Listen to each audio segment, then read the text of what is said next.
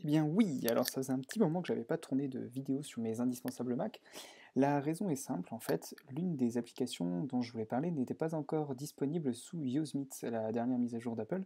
Du coup, j'attendais que celle-ci soit mise à jour pour vous réaliser la vidéo. Et d'ailleurs, cette fois, je vais pas vous parler comme d'habitude de 5 applications, cette fois on va avoir 3, 4, 5, 6, 7, 8. Du coup, je vais faire d'une pierre 8 coups, parce que ce sera le chapitre 5, le chapitre final de cette série de mes indispensables Mac, ce qui m'évitera d'avoir à refaire une autre vidéo par derrière. Alors je vous propose de commencer par la suite iWork. Donc c'est une suite qui est disponible sur le Mac App Store, qui est d'ailleurs bien souvent gratuite.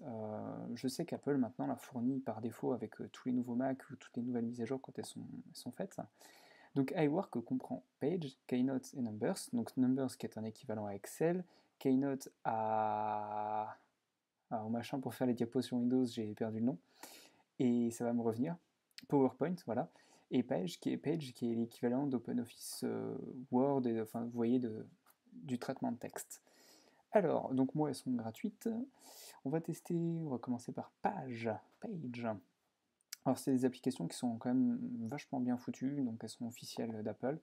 Vous voyez, il y a plein des presets, en gros, des pré-réglages sur les formats de documents.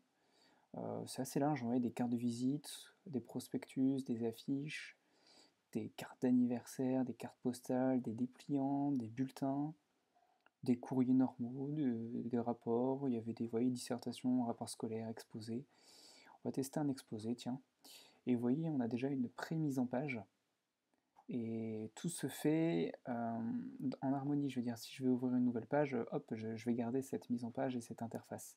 Pour les images, c'est aussi extrêmement facile de les changer. Je clique sur l'image qui est déjà en place et hop là, j'ai accès d'ailleurs là-haut, hop, les vignettes de page. C'est très pratique quand on a beaucoup de texte. On peut afficher les règles. Alors d'ailleurs, je dis les, mais en fait, il n'y en a qu'une, et c'est vraiment le gros défaut de Page, et j'ai jamais compris pourquoi aucune des mises à jour n'avait complété ce défaut. Pourquoi n'y a-t-il qu'une seule règle en haut? Keynote et Numbers enfin Keynote, je sais pas, Numbers, je sais qu'il y a les, ou même je sais plus les deux, il y a une règle en haut et une règle sur le côté, comme dans 100% des traitements de texte qui existent au monde normalement. Pourquoi est-ce qu'Apple n'a jamais intégré de règles sur le côté? Voilà, c'est le gros défaut selon moi de Page. Après, les utilisateurs quotidiens, hebdomadaires vont voir autre chose comme défaut, mais moi, pour moi, il n'y a que ça qui me gêne vraiment. Mais sinon, c'est une application excellente pour faire du traitement de texte. Et vous pouvez d'ailleurs également, pour toutes ces applications, tester et enregistrer vos documents sur le cloud pour les récupérer instantanément. Ensuite, on va voir Numbers, donc le tableur. Nouveau document, tac.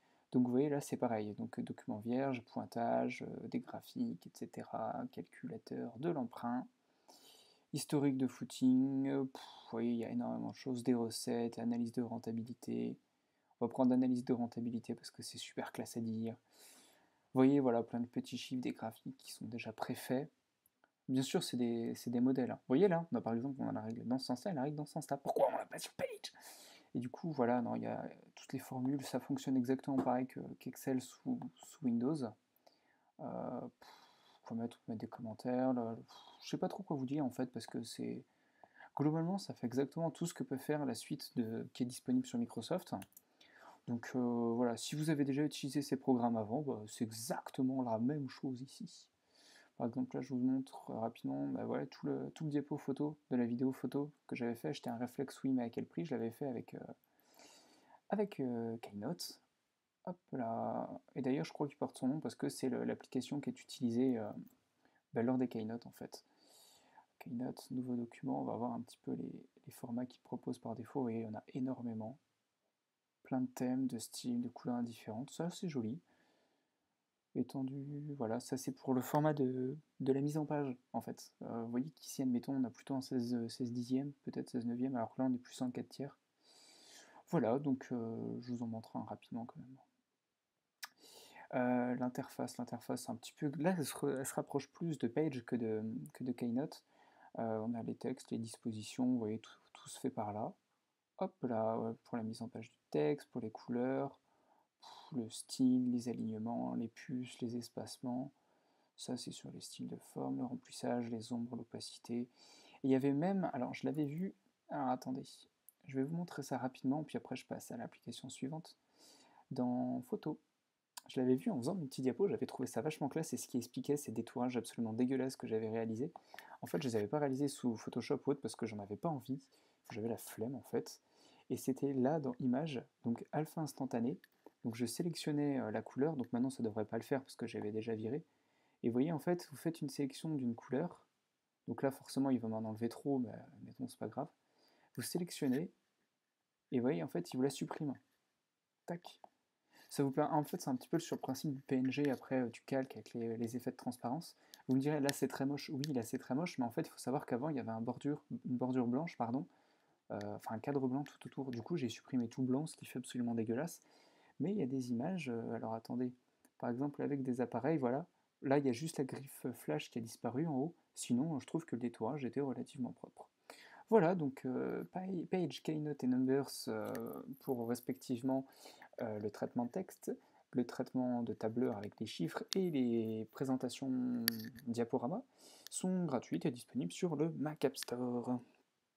Ensuite, je vais vous parler de Popcorn Time. Alors là, je ne vais pas être trop long parce que je lui consacre déjà une vidéo entière de presque 20 minutes. Popcorn Time, voilà, qui est ici. C'est une petite application qui vous permet de regarder des films et des séries en streaming, donc disponible sur Mac, PC et Android aussi, je crois. Vous voyez, ça se présente de cette façon-là. Donc, comme je vous ai dit, je vais être très succinct.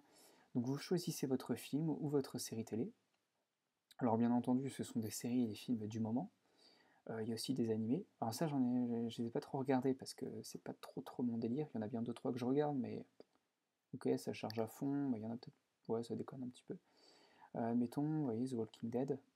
Vous avez les saisons qui sont ici. Vous choisissez votre épisode, vous faites Watch Now, et en fait, bon là, vous n'avez pas le choix de la qualité, ça sera du 480p. Souvent, pour les films, vous avez quand même 720p, 1080p.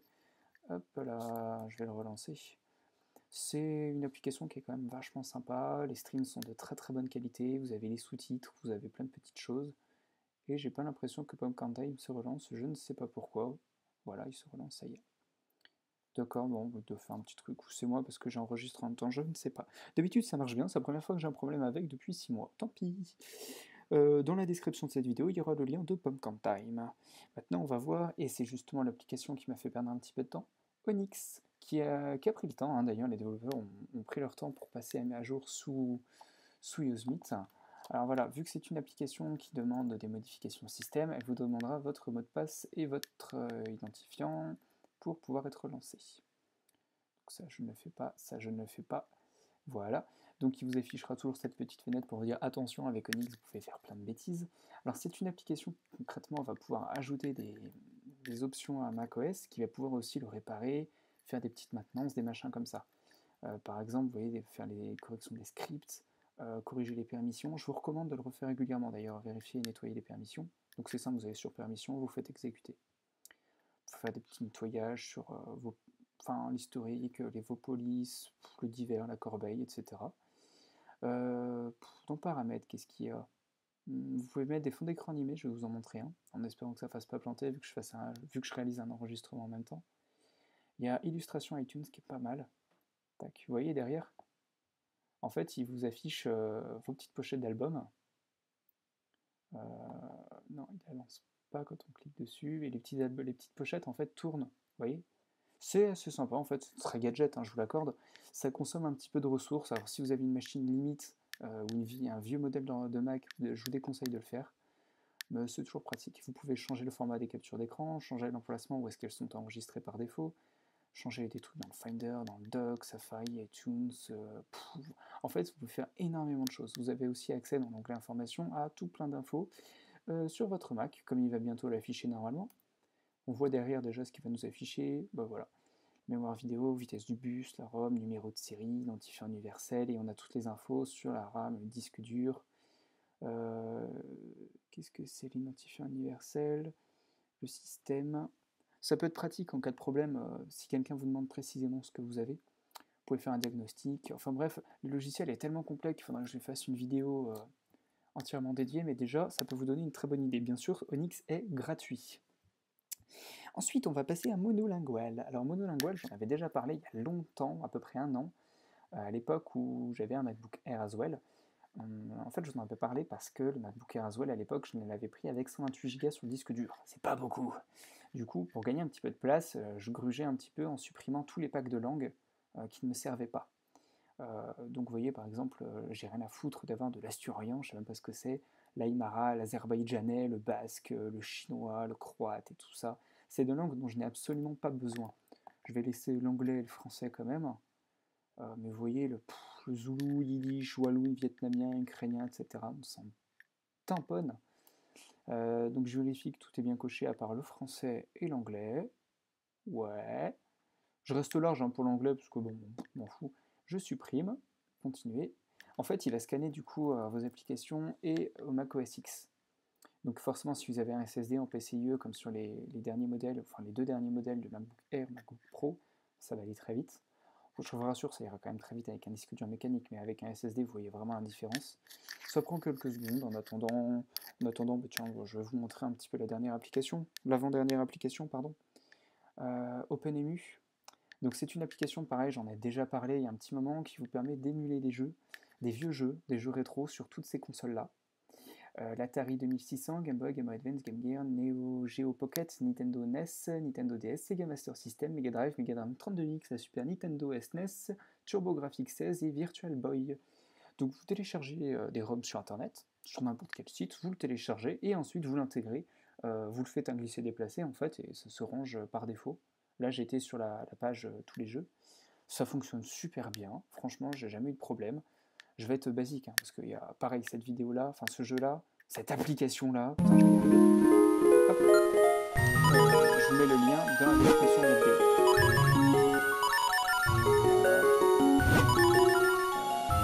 Je sais même plus comment on contrôle le truc. Je descends. Voilà. Vous avez accès à plein de manettes, plein de trucs. Alors, les manettes s'adaptent après à chaque fois en fonction de la console que vous avez. Là, c'est sur Game Boy Advance, donc il m'affiche une Game Boy Advance. Je le trouve extrêmement bien foutu, il fonctionne très très bien. Il y avait un mode plein écran, ouais, voilà, il l'a toujours. Voilà. Donc OpenEMU, voilà, ce qui vous permet de faire tourner tous vos vieux jeux. C'est un émulateur et il est vachement bien. Stopper l'émulation, oui. Donc il est toujours en train de tourner sur monolingual. Tant pis, on va changer. Ben, on va voir du coup la dernière application. Adware Medic. Je me souviens même plus si je vais consacrer une vidéo. Je sais que je vais consacrer un article texte. Alors attendez, avant d'en parler, ah bah il a planté. J'aurais peut-être pas dû lancer d'autres applications en même temps. C'est pas grave. Donc monolingual, en fait, voilà, il vous scanne tout et il vous supprime tout. En moyenne, vous gagnez entre 1 et 3 gigas à peu près sur votre disque dur, ce qui n'est pas négligeable si vous n'avez que 128 gigas de SSD. Voilà. Donc c'est pratique et c'est facile à utiliser. Ensuite, du coup, la dernière application de cette vidéo, je suis allé un petit peu vite, je suis désolé, mais vu que j'en ai beaucoup, je préfère passer, et puis après, si vous avez des questions, on en reviendra ensemble en commentaire. Donc Adware Medic, je vous en ai parlé suite à un problème que j'avais eu de petits malware sur mon Mac. Donc là, forcément, il n'en a pas trouvé. En fait, vous faites scan for Adware, et il va vous... D'ailleurs, je vous montre ça rapidement, vu que j'ai un tout petit peu de temps là. Bref, le mag, voilà. Je m'étais chopé une saloperie de malware en installant une application, je crois. Enfin, je pense, hein, parce que de toute façon, il n'y a pas 36 façons de choper ce genre de truc. Que je retrouve, je ne sais même plus où il est. Non, il n'est pas dans les derniers articles, donc je vais aller dans Articles. Internet a un tout petit peu de mal ce soir chez moi. C'était page 2. On va y arriver, on va y arriver. Changer l'icône d'un dossier. Bah, dame sans doute. Je suis passé dessus, je l'ai pas vu. Bah. B. B. Medic. Voilà, Mac Astuce supprime un malware sous Mac OS X. J'aurais dû passer par le module de recherche plus rapidement. Donc, je vous montre l'article parce que du coup, il vous affiche les fenêtres supplémentaires que là, je ne peux pas afficher. Donc, ça, c'est la fenêtre qu'on a vue tout à l'heure. J'ai cliqué sur Scan for Adware. Ensuite, il nous affiche Adware Detected avec les grosses alarmes et tout. Et en fait, voilà, il vous affiche la liste des endroits où sont situées les petites saloperies. Vous les cochez et vous faites Remove. Et donc là, il va vous dire, ah bah si j'en avais fait une vidéo, bah du coup, bah, je vais vous mettre le lien de la vidéo dans l'article. Et du coup, hop, il va vous supprimer automatiquement toutes ces petites saloperies. Ça marche très très bien, c'est gratuit. Et c'est vraiment indispensable si vous avez l'impression, d'ailleurs il était là, putain, je suis trop con une fois. C'est indispensable si jamais vous avez le moindre problème. Voilà, donc on a vu les applications, donc je vous fais un petit topo. La suite iWork avec Page, Numbers et Keynote qui vous permet de faire du traitement de texte, des diaporamas et puis de l'édition de chiffres avec des tableurs. On a Popcorn Time qui vous permet de regarder des films et des séries en stream. On a Onyx qui nous permet de réparer les permissions, réparer les petits problèmes, diagnostiquer et puis modifier un petit peu macOS X. On a aussi Monolingual qui nous permet de scanner et puis de supprimer toutes les langues inutiles. Adware Medic qui nous permet, comme on vient de le voir, de supprimer les petites saloperies sur votre machine. Et enfin, OpenEmu qui nous permet d'émuler de vieux jeux vidéo sur une dizaine de consoles différentes, une connerie comme ça. Voilà, donc encore une fois, un jour, merci d'avoir suivi cette série sur les indispensables Mac. D'ailleurs, on est presque 1000 abonnés sur la chaîne, c'est trop bien.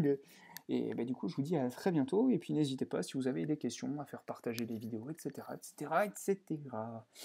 Allez, avant que je perde encore un peu plus la boule, je vous dis salut tout le monde.